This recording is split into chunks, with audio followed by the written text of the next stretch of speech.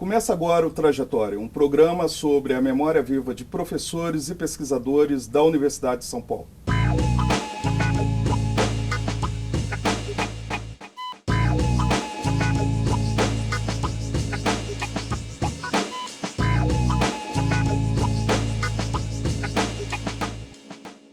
Ele viveu dos 3 anos de idade até os 17 em abrigos. Dos 17 aos 19, morou nas ruas de São Paulo, até ser condenado a 36 anos de reclusão. Cumpriu pena no extinto complexo penitenciário do Carandiru. Na prisão, tornou-se autodidata para reivindicar os seus direitos legais e de outros detentos. Em liberdade, apostou na educação e formação. Estudou pedagogia, tornou-se mestre e doutor em educação pela USP, onde leciona atualmente. Defensor das prisões humanizadas, foi um dos idealizadores da reestruturação do sistema prisional e da criação dos centros de ressocialização. O convidado da trajetória de hoje é Roberto da Silva, professor da Faculdade de Educação da USP. Professor, é um grande prazer tê-lo aqui no nosso programa e eu já começaria perguntando, né? É uma história muito diferente para um professor da USP, né? Quer dizer, toda a sua trajetória, que não foi fácil, e chega a ser um professor da universidade e um professor de renome, né? Me fala como é que se deu esse seu início, a sua infância. Eu fiz parte da primeira geração de crianças ditas órfãos e abandonadas, entregues à custódia do regime militar, né? Eu entrei nesse sistema de abrigos em 1963. O regime militar se instala no Brasil em março de 64. Em dezembro do mesmo ano é criado o sistema FUNABEM, que geram as FEBEMs estaduais, e os abrigos foram todos estatizados no Brasil, né? Passaram à custódia dos militares. Então, nós estávamos aí na vigência do Código de Menores de 1927, em que dava poderes absolutos aos juízes para intervir nas famílias ditas desestruturadas, desorganizadas.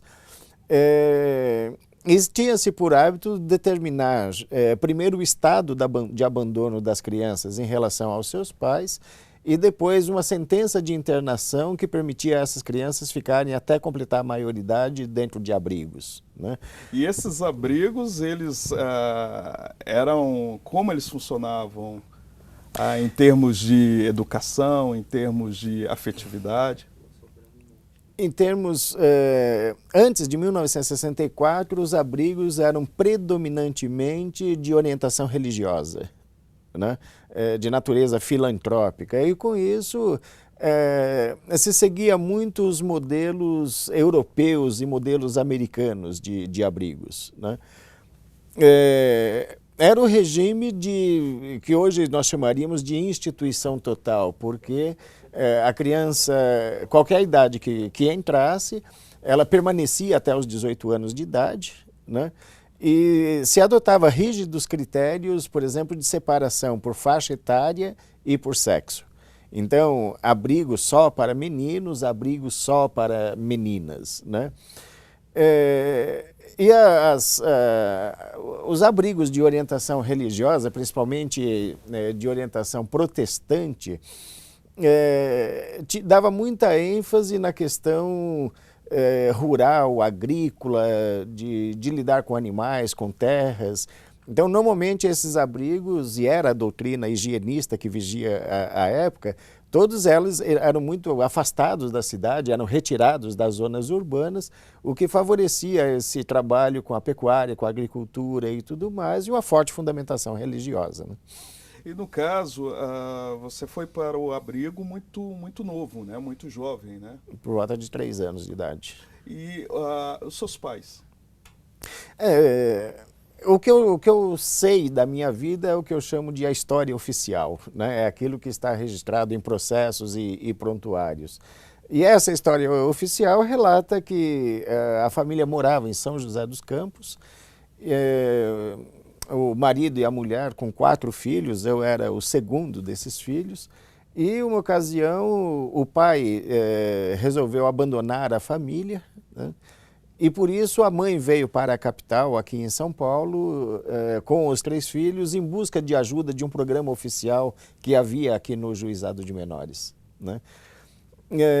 Mas o fato é que, até que ela fosse atendida, passou-se um longo tempo com ela, com as crianças na rua, e quando ela finalmente foi atendida, os técnicos avaliaram que ela estava tão debilitada e as crianças tão sujas e maltrapilhas que recomendaram a internação dela em um hospital psiquiátrico, onde ela ficou até morrer depois, e a internação das crianças em abrigos, né? E no caso, seus irmãos ficaram juntos? Vocês ficaram Não, juntos? exatamente porque nós éramos de idade diferente, tinha uma menina no meio, nós fomos cada um para uma cidade diferente, cada um para um abrigo diferente, o que impossibilitava a mãe de visitar os 4 filhos e que veio finalmente caracterizar esse estado de abandono. E esse contato com seus irmãos no futuro conseguiu reavê-los? Durante a vigência do tempo de abrigo, não. Os 4 ficaram separados, sem saber que tinham irmãos, sem saber que eram uma família. Reencontrá-los foi um dos objetivos da minha dissertação de mestrado que eu fiz aqui na Faculdade de Educação.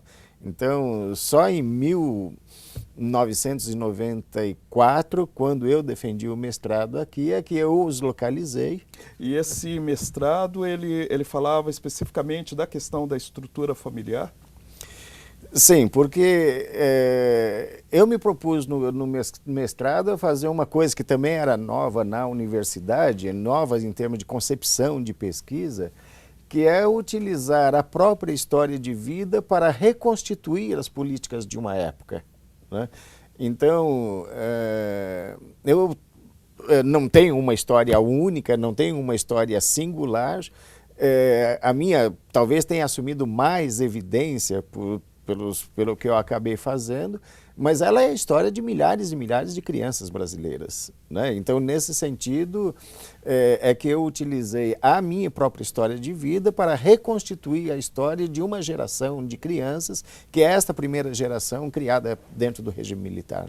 E no caso, você fica nesse regime, né, de internato até os seus 17 anos, né? Quase a maioridade. Já, o que é ter uma infância, uma adolescência dentro de um recluso? Olha, é ser criado dentro de uma conjuntura em que não existe, por exemplo, os referenciais de família, né? Só depois que eu vim me ocupar de estudar isso no mestrado e no doutorado é que a gente entende o significado disso. Mas você se criar no meio só de meninos, né? Ou poderia ser só de meninas, no caso da minha irmã, sem as relações de parentalidade, sem ter os laços de fraternidade entre irmãos, sem experimentar os sentimentos filiais em relação à paternidade, à maternidade, né? De alguma forma a gente vai precisar desenvolver esses sentimentos ou construir essas relações, mas com outras pessoas, né? Então, você tem funcionários no abrigo, depois no regime militar, nós tínhamos muitos soldados, muitos militares dentro dos abrigos, que de alguma forma se colocavam como alguém que fosse substituto desses papéis familiares. E depois nós tínhamos muitas crianças de todas as idades, né? Então, as relações de amizade, de companheirismo, de cumplicidade, elas substituem as relações de parentalidade. Um indivíduo que vive dentro de um processo desse, né, quer dizer, seria o coletivo, torna-se um indivíduo que aprende melhor a compartilhar, a ter mais compaixão? Olha, há várias possibilidades aí, não é uma regra única, né? Claro que depende do caráter, de personalidade do indivíduo, mas se for um processo bem orientado, eu creio que sim, favorece muito esses aspectos que você se refere. Talvez o fato de se criar sem esses referenciais de família permite à criança, o adolescente e até o adulto experimentar um senso de liberdade,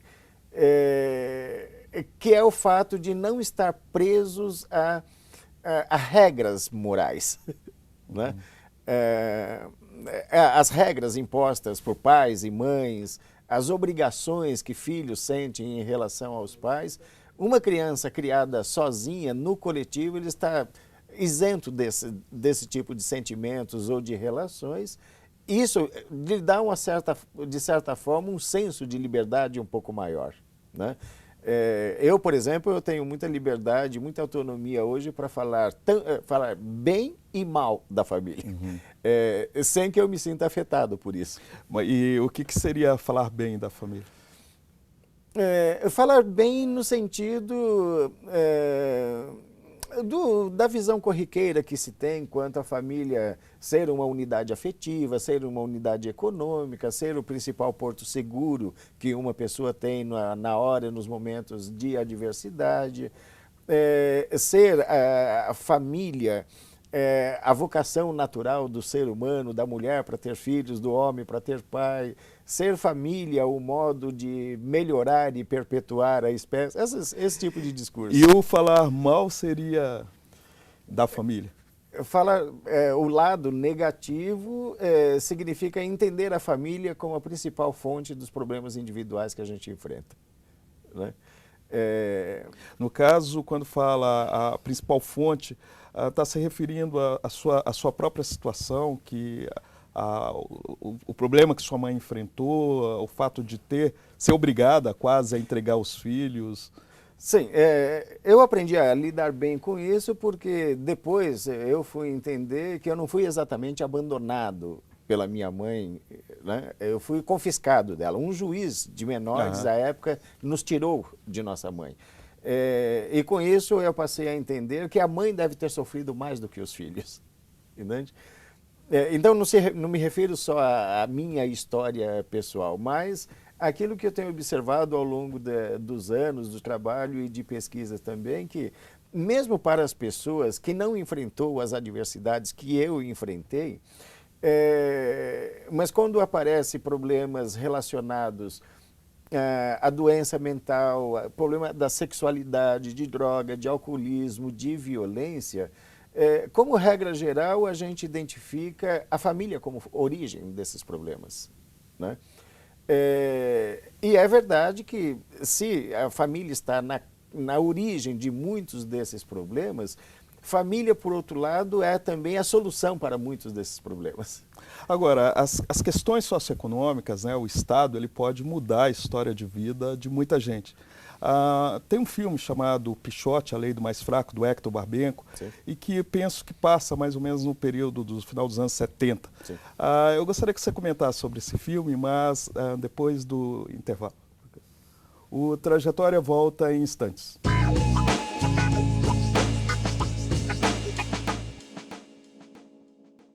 Estamos de volta com Trajetória, hoje entrevistando o Roberto da Silva, que é professor da Faculdade de Educação aqui da USP. Justamente a gente está falando em que medida o Estado ele pode interferir na vida das pessoas, e eu até fiz um gancho aí com o filme Pichote, que é do Hector Barbenco, né? O filme, à época, foi um ícone da temática social no Brasil, porque naquele momento se tinha uma denúncia nacional e internacional muito forte em relação à situação das crianças em situação de rua no Brasil, né?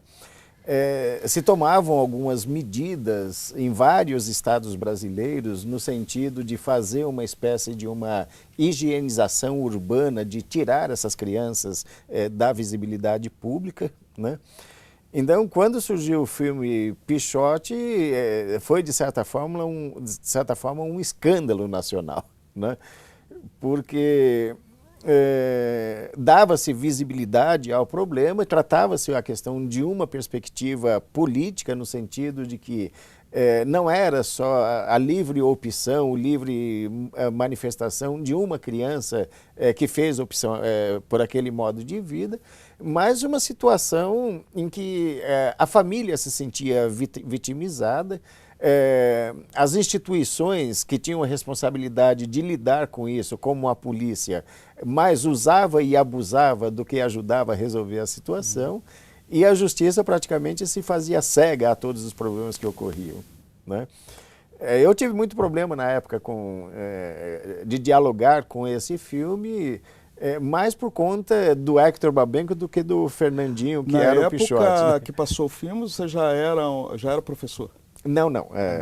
A época eu estava na rua também. Ah, tá certo. Né? Mas depois assisti várias vezes este filme e lembro que teve que se fazer o Pichote 2, né? Exatamente para corrigir uma forma de abordagem do menino que fez o Pichote lá, o Fernandinho, porque ele se tornou vamos dizer assim, um menino símbolo daquela época, mas a produção do filme parece que não prestou atenção que deveria exercer em relação ao menino ator alguma responsabilidade social, né? Porque o ator principal do filme, que fazia Pichote, ele acabou sendo assassinado pela polícia, né? Exato. Então, do ponto de vista da produção cultural, apenas se usou a figura do menino, mas não se atentou para o fato de que ele precisava de apoio, que a família dele precisava de ajuda e tudo mais, o que fez ele, tão logo tivesse acabado o filme, voltasse para a rua e voltasse para o crime. Quer dizer, utilizou como uma mercadoria, né? Como um objeto. Sim. Não, depois eu entendi, o Hector Babenco acho que de certa forma concorda com isso, que o Pichote 2 depois foi para corrigir essas falhas que ocorreram em relação ao primeiro filme. No caso, pegando aí a sua história, você reencontrou a sua mãe? Não, a mãe não, porque em 1993, 94, quando eu estava encerrando a pesquisa de mestrado, e a última fase dessa pesquisa era exatamente localizar os meus familiares, ela já tinha falecido, né? O irmão mais velho havia sido dado em adoção para uma família italiana. Eu cheguei aí tentar localizá-lo na Europa, mas não foi possível. Localizei os dois que ficaram aqui no Brasil, né? Professor Roberto, você, por exemplo, um professor de renome, tem várias pesquisas já desenvolvidas. Te incomoda, em toda entrevista, resgatar esse seu passado? Não, e eu acho que eu faço isso propositadamente, né? Primeiro, exemplificar no âmbito da universidade que história de vida pode ser uma alternativa de pesquisa muito interessante, né? Além dos modelos rígidos de pesquisa empírica, pesquisa descritiva, que tradicionalmente se faz nas áreas, na universidade, para a área de ciências sociais e humanas, e à medida que pessoas oriundas das classes populares adentram a universidade, seja como alunos ou como professores, nós trazemos novas perspectivas de pesquisa e de análise do processo histórico. Então, utilizar a história de vida para reconstituir momentos da história brasileira, utilizar a história de vida para reconstituir políticas que foram executadas no passado recente, utilizar história de vida para evidenciar trajetórias de superação e de sucesso, é um método de pesquisa muito conveniente para nós na área de ciências sociais e humanas. E você percebe que, por exemplo, você vivenciou toda uma situação, né, em outro momento histórico, em outra realidade também do país, e hoje nós ainda continuamos tendo crianças e adolescentes em situação de risco, nas ruas. Quer dizer, nesses anos todos, você percebe que houve alguma mudança? Olha, mudou naquilo que numa abordagem marxista a gente diria a superestrutura, né? Mudaram as ideias, mudaram as leis, mudou o entendimento sobre a questão. Hoje nós entendemos esses problemas com um pouco mais de clareza, de objetividade. Agora, no plano concreto da realidade, as famílias continuam no mesmo estado de pauperização em que se encontrava no passado recente, a condição de abandono, de negligência em relação à infância ainda é a mesma, né? As perspectivas de um bom desenvolvimento para as crianças, oriundas sobretudo das camadas mais pobres da população, não se modificaram significativamente. E quando pega outros cenários, como esse universo do ato infracional cometido por adolescente, ou o sistema penitenciário pelo qual eu passei também, esses não mudaram significativamente, né? Então, são coisas curiosas a gente perceber. Nós conhecemos esses problemas muito melhor do que no passado. As nossas ferramentas, as nossas ciências nos dão ferramentas para a gente investigar, estabelecer as relações de causa e efeito, mas os mecanismos de intervenção para modificar essa realidade é que ainda não se tornaram efetivos. Agora, uma coisa, por exemplo, na sua situação toda, como é que se consegue superar, né? E contra todo um script que já estava previsto, né, para a sua vida, você dá uma reviravolta nesse processo. Como é que surge a pedagogia na sua vida? Olha, eu digo que ao me confiscarem da minha família, o Estado tentou traçar um caminho para mim que não era meu, né? Então, foi muito importante para mim o fato de eu ter compreendido cedo, quer dizer, por volta de 14 anos de idade, que eu não fui abandonado pela minha família. Uhum. Para mim foi importante isso. Porque depois, quando eu me vi condenado a tantos anos de cadeia, possivelmente a passar o resto da vida na prisão, eu sabia que eu não era um criminoso.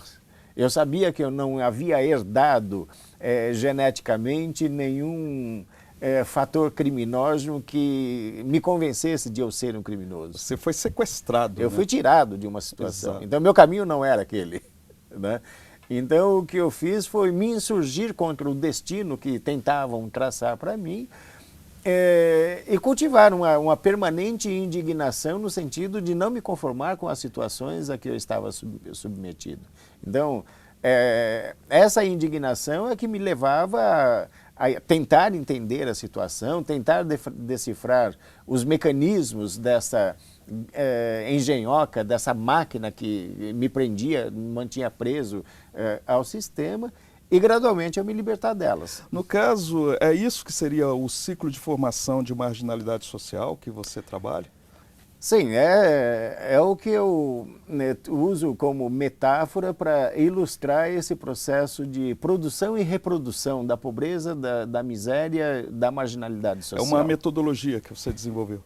Sim, quando você me pergunta se eu me incomodo de usar o meu histórico de vida nessas conversas, eu digo que não, exatamente porque muitas das etapas de vida pelas quais eu passei, eu as sistematizei enquanto metodologias de trabalho, né?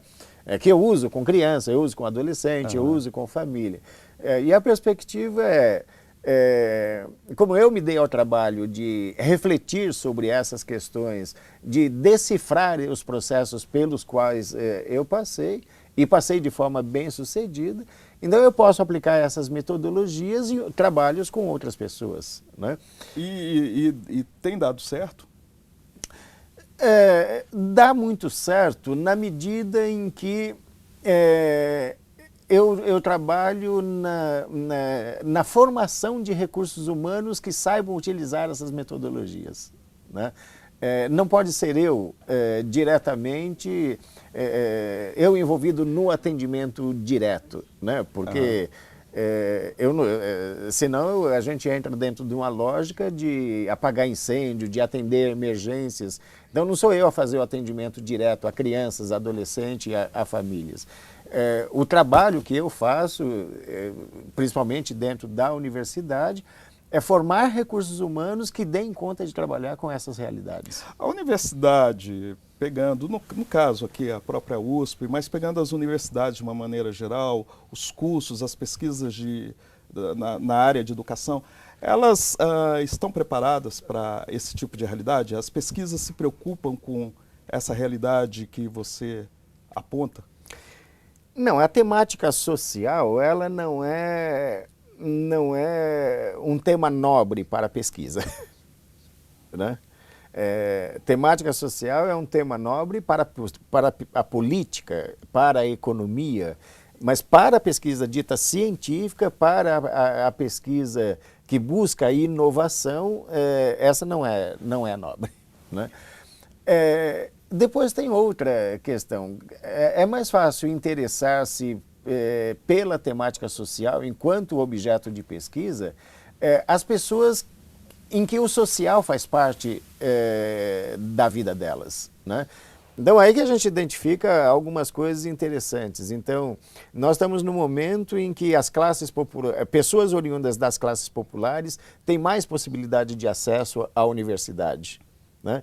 Então, à medida que elas entram na graduação, passam para a pós-graduação, elas têm possibilidade de tematizarem as questões da sua vivência dentro da própria universidade. Então, aquilo que a elite universitária, aquilo que a intelectualidade universitária não abraçou espontaneamente como motivo de pesquisa, como objeto de pesquisa, que são as questões sociais, à medida que se abre as portas da universidade para as pessoas imersas no campo do social, elas tematizam isso dentro da universidade. Né? No caso, essa sua metodologia constituída aí, que seria o ciclo de formação de marginalidade social, é possível aplicá-la dentro das instituições de reeducação de crianças e adolescentes? Mas eu peço que você responda isso, por favor, no próximo bloco. O Trajetória volta em instantes.